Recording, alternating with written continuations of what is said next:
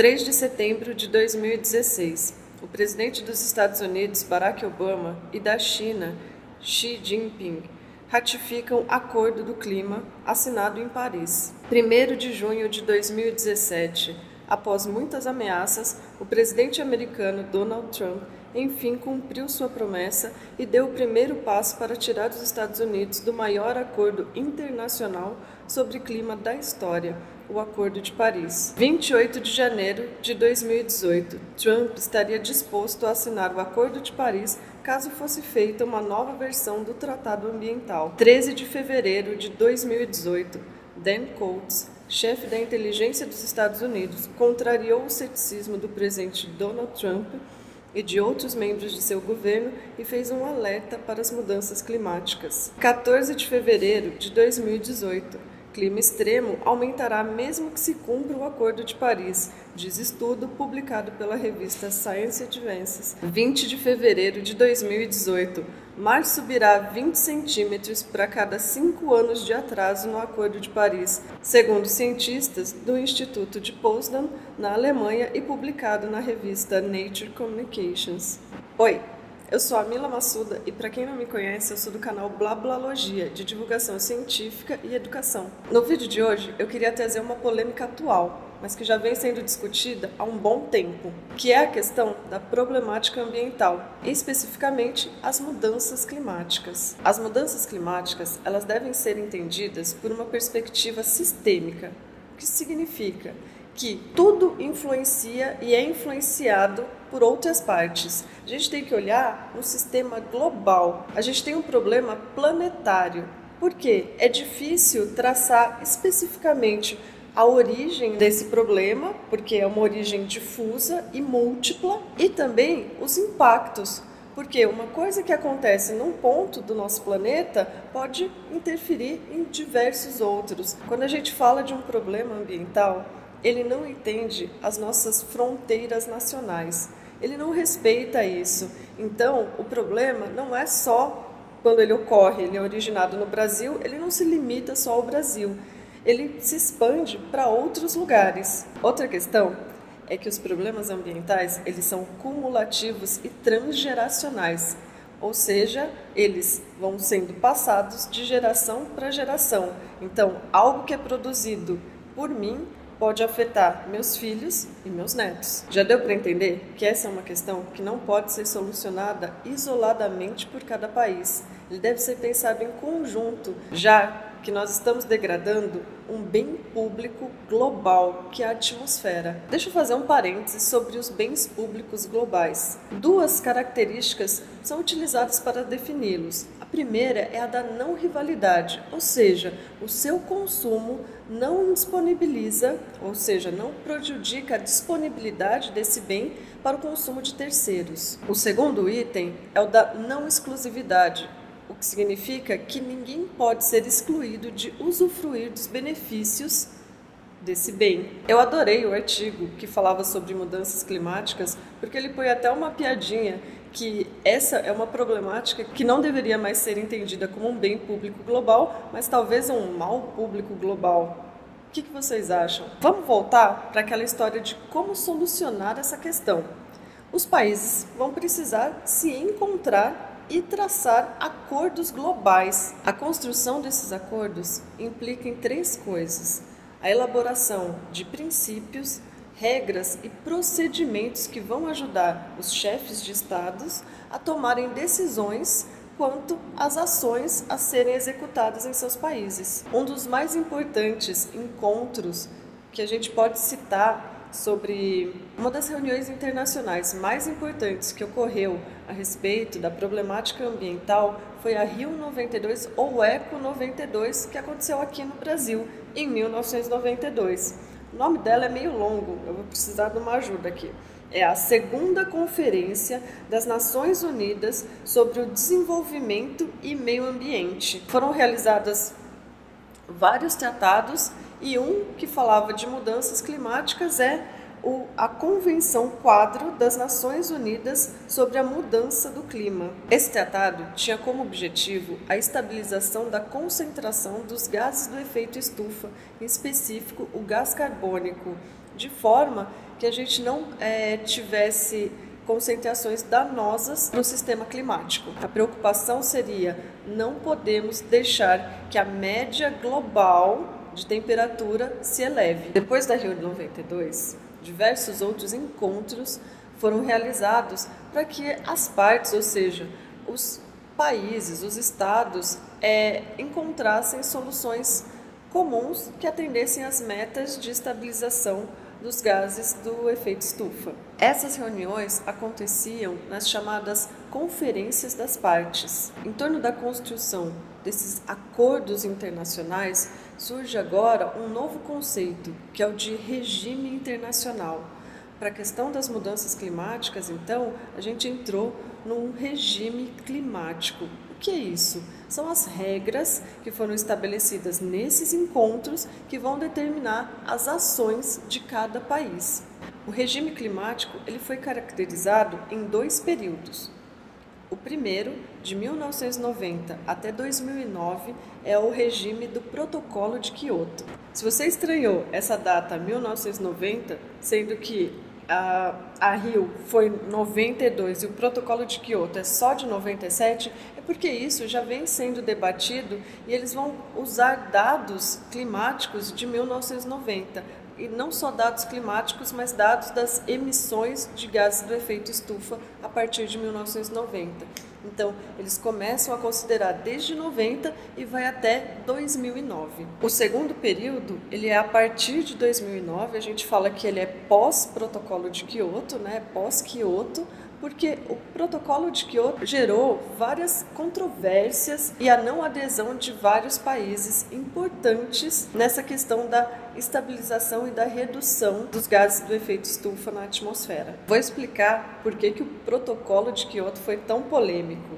Um dos seus principais pontos era de responsabilizar os principais causadores, ou seja, aqueles países que eliminaram mais gases do efeito estufa, aqueles que eram responsáveis historicamente pelo problema que a gente se encontra atualmente. Esses países que seriam os maiores responsáveis pela emissão de gases do efeito estufa, eles foram colocados no anexo 1, uma parte do documento, né, um anexo ao Protocolo de Quioto, onde tem uma lista com os países que na época eram considerados os países desenvolvidos. Todos os outros países em desenvolvimento ou subdesenvolvidos para a época foram colocados fora do anexo 1. Porque esses países deveriam ser os principais responsáveis e aqueles que deveriam ter metas maiores a serem cumpridas segundo o Protocolo de Quioto. As emissões desses países, desde 1850 até 1990, representava 80% de todas as emissões globais.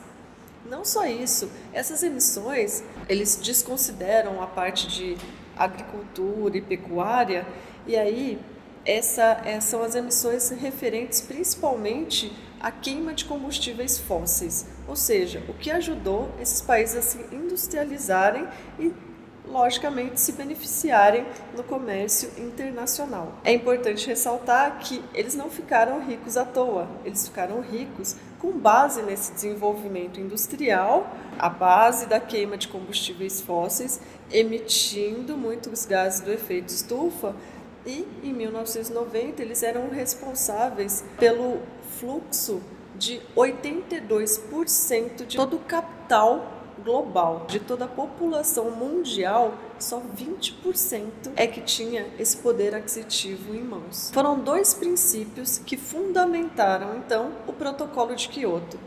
O primeiro é o da responsabilidade comum, porém diferenciada. Isso significa que é uma responsabilidade que todos nós, né, devemos ter, todos os países são responsáveis pela atmosfera, mas ela é diferenciada porque uns são mais responsáveis do que outros. O segundo princípio é o das responsabilidades históricas, ou seja, Por que aqueles são mais responsáveis? Porque, historicamente, eles agridem o meio ambiente há mais tempo, emitindo mais do que os outros países. O princípio das responsabilidades históricas foi sugerido pelo Brasil durante as negociações do Protocolo de Quioto e foi apoiado pela China e pela Índia. O Protocolo de Quioto foi pensado com os dados até 1990, mas de 1990 a 2012, o cenário das emissões de gases do efeito estufa, em específico de gás carbônico, mudaram um pouquinho. Enquanto que antes Estados Unidos, União Europeia eram os principais emissores com 60% das emissões, depois Estados Unidos ele é responsável por 15% das emissões, seguido agora da China, que não estava no anexo 1. E ela surge como uma nova potência, sendo responsável por 14% de todas as emissões de gases do efeito estufa. Nesse sentido, o Protocolo de Quioto ele teria uma cobertura de apenas 20% das emissões globais. Isso fez com que os Estados Unidos não gostassem muito e não ratificassem o acordo. Para evitarmos um nível dramático de mudanças climáticas, o ideal é que o aquecimento global não ultrapassasse os 2 graus Celsius, segundo o 5º relatório de avaliação do painel intergovernamental sobre mudanças climáticas. Em 2012, a China desponta como o primeiro lugar nas emissões de gases do efeito estufa. Em quarto lugar, viria a Índia. Lógico que isso incomodou demais os países pertencentes ao anexo 1.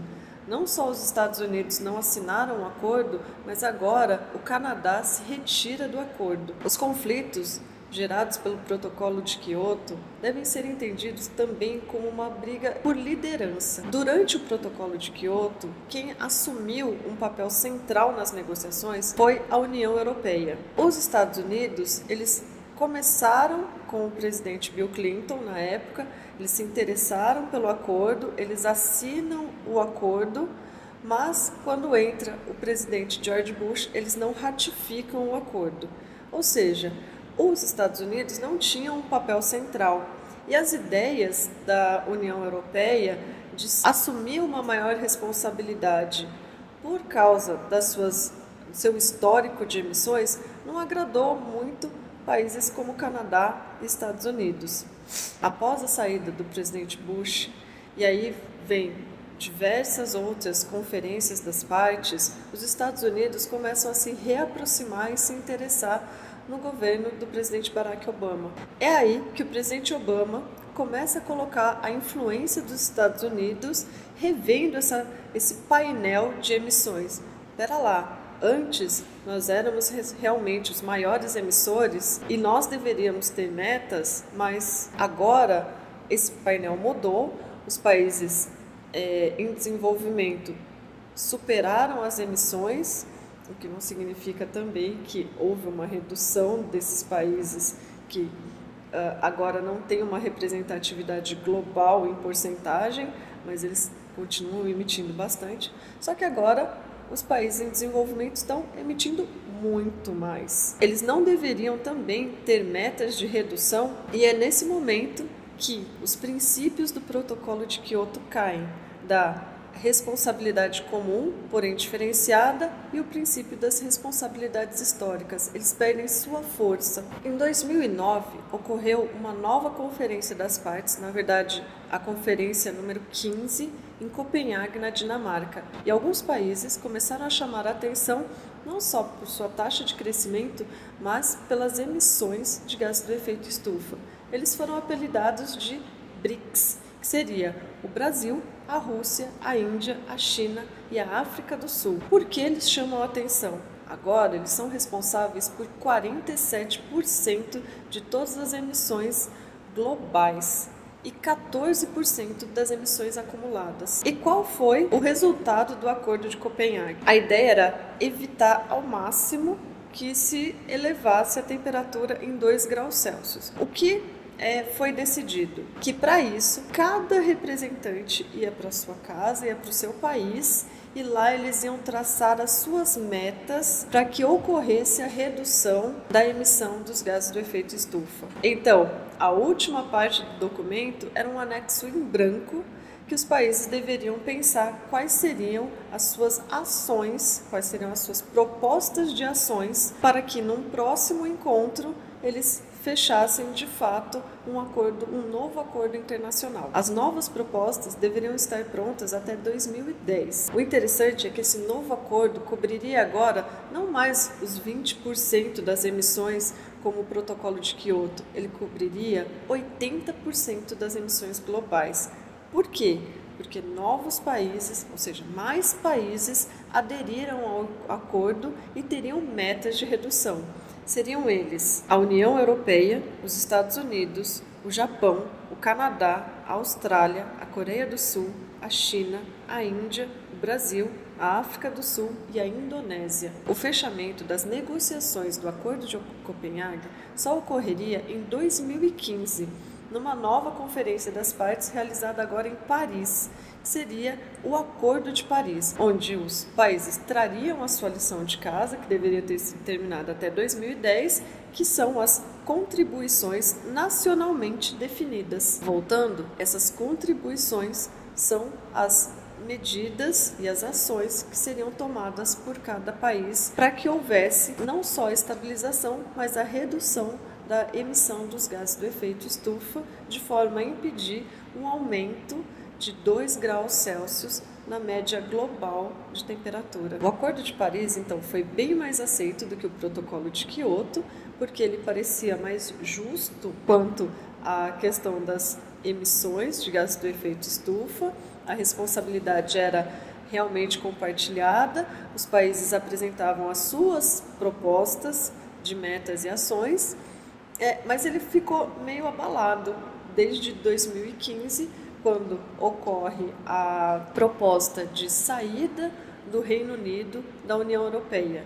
Então, aquelas metas que foram estabelecidas até 2010 para 28 países que compõem a União Europeia deveriam ser revisadas. Outra coisa que abalou o Acordo de Paris foi a retirada dos Estados Unidos quando o presidente Donald Trump assume a presidência. No meio de 2017, o presidente retira os Estados Unidos do Acordo de Paris. Isso é extremamente preocupante, já que eles ainda são países que possuem elevadas emissões de gases do efeito estufa. Segundo o painel intergovernamental de mudanças climáticas, a elevação na média global da Terra pode chegar a 5,8 graus Celsius até o final do século XXI. Isso é um problemão. Por quê? Isso é um problemão, porque cada vez mais eventos extremos poderão surgir. Secas muito fortes, inundações, calor intenso. Tudo isso prejudica fortemente a nossa agricultura, o que significa que a gente pode ficar sem comida daqui a alguns anos. Que hoje a gente considera que são terras agricultáveis, deixarão de ser devido ao calor intenso. Esses cultivos não resistirão mais a essa temperatura e a gente deverá migrar para latitudes cada vez mais altas os nossos cultivos. Então, esse era todo o panorama que eu queria mostrar para vocês, por o que vem sendo discutido nesses acordos climáticos, qual é a nossa última preocupação, por que a saída dos Estados Unidos é preocupante, já que eles são um dos grandes emissores de gases do efeito estufa, por que a gente tem que se preocupar com mudanças climáticas. Espero que tenha ficado